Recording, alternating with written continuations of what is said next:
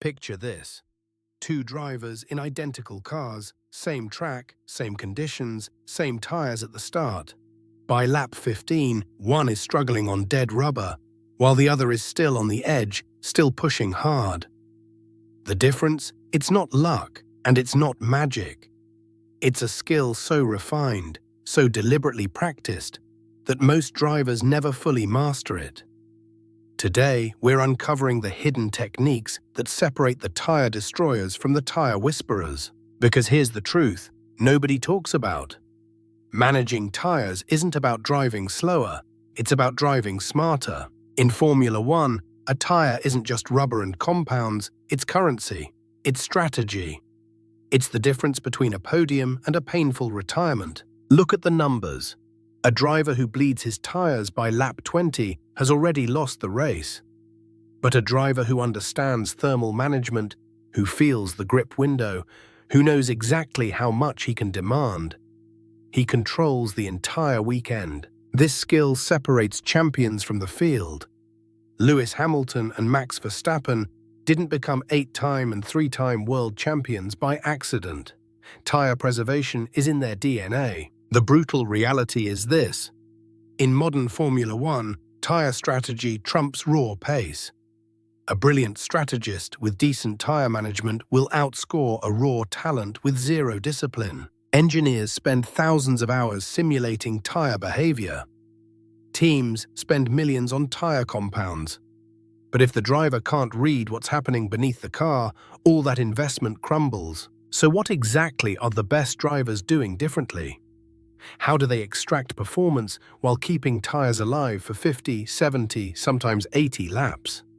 Let's find out. To understand tire management, you have to understand what's actually happening under that car. A Formula One tire is a living, breathing thing. It has a temperature window, a grip window, and once you fall out of it, you're finished. Imagine the tire as a performance envelope. Too cold, and the rubber is hard and slippery, like driving on ice. Too hot, and you've overcooked it.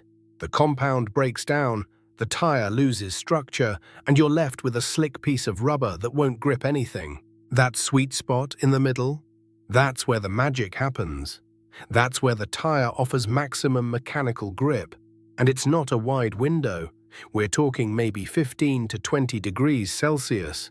It's razor thin. A lap around Monaco or Singapore might generate enough heat to push a tire into that window naturally, but a cold lap at Silverstone? You need to build temperature gradually, almost like an athlete warming up before a sprint. Now, here's what separates the elite drivers from everyone else. They feel this, not through a display on the steering wheel, though modern cars have that, but through their hands, their seat, the way the car talks to them as they drive. When Verstappen takes the first lap after a safety car restart, he's not just trying to get to the front. He's choreographing a dance with his tires, gentle inputs, smooth throttle application, building temperature without shocking the rubber. A younger or less experienced driver, they'll see an opportunity and attack immediately. They'll hit the brakes hard, turn in aggressively, accelerate violently. The tires spike in temperature instantly. They're screaming hot after lap 1. And here's the problem. When you cook tires that quickly, you're not building sustainable grip. You're just adding wear. The rubber is being consumed. By lap 15, when you actually need those tires to perform, they're already worn smooth and degraded. Think of it like cooking. If you blast a steak on maximum heat, you get a burnt crust and a cold center. But if you manage the temperature carefully, you get an even cook throughout. Same principle with tires. The forces involved are enormous. In a high-speed corner, a Formula One car experiences lateral forces of almost 2 times gravity.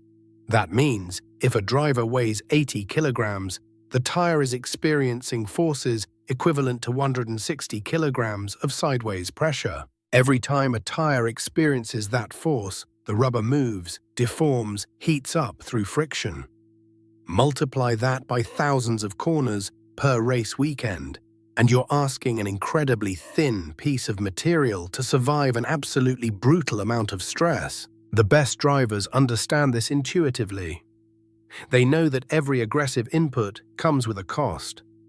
Every hard brake, every sharp turn-in, every aggressive acceleration. It's a withdrawal from the tire's bank account. They manage their inputs so precisely that they're extracting lap time without draining that account too quickly. By lap 40, while other drivers are watching their tires fall off a cliff, the champion is still extracting consistent, competitive pace. And that's the art.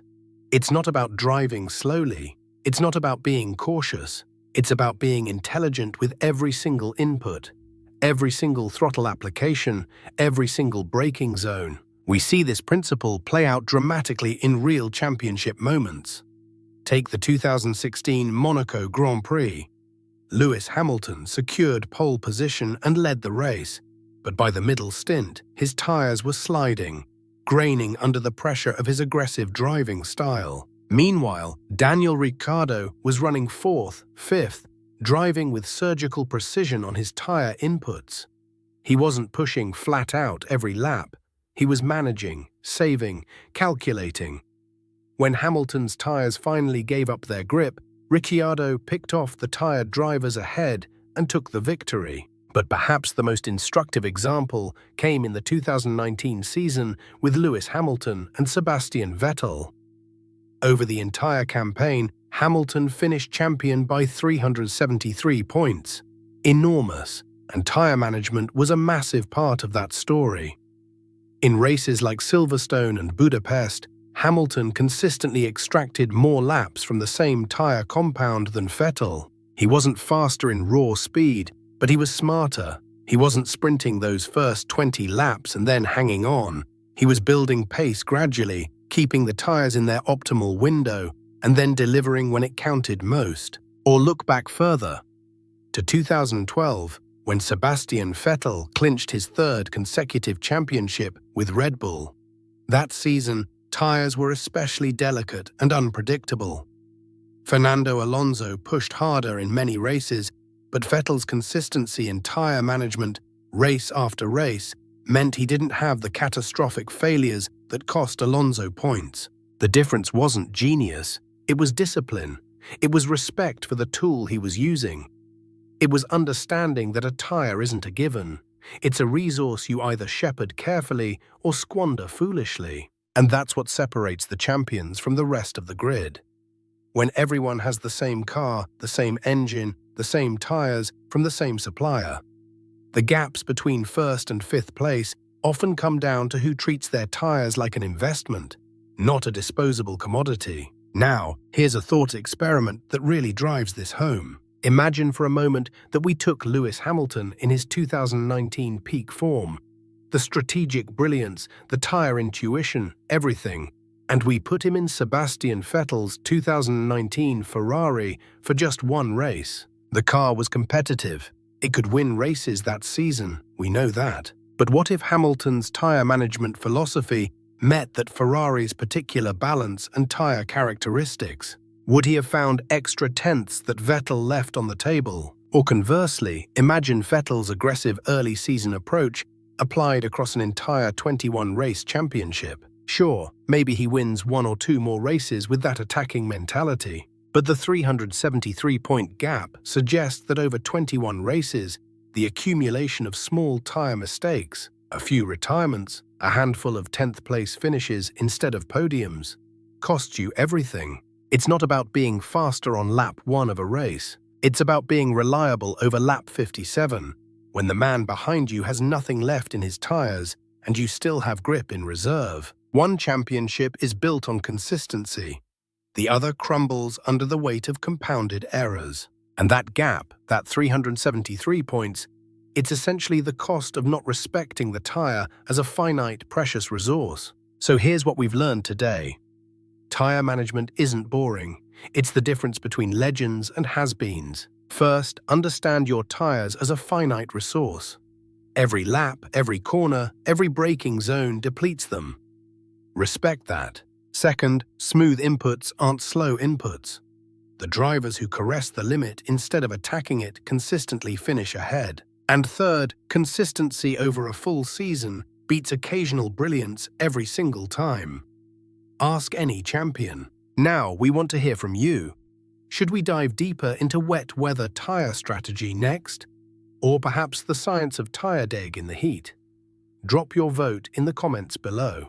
And if this episode showed you something new about how the best preserve their rubber, please subscribe so you don't miss our next deep dive into motorsport mastery.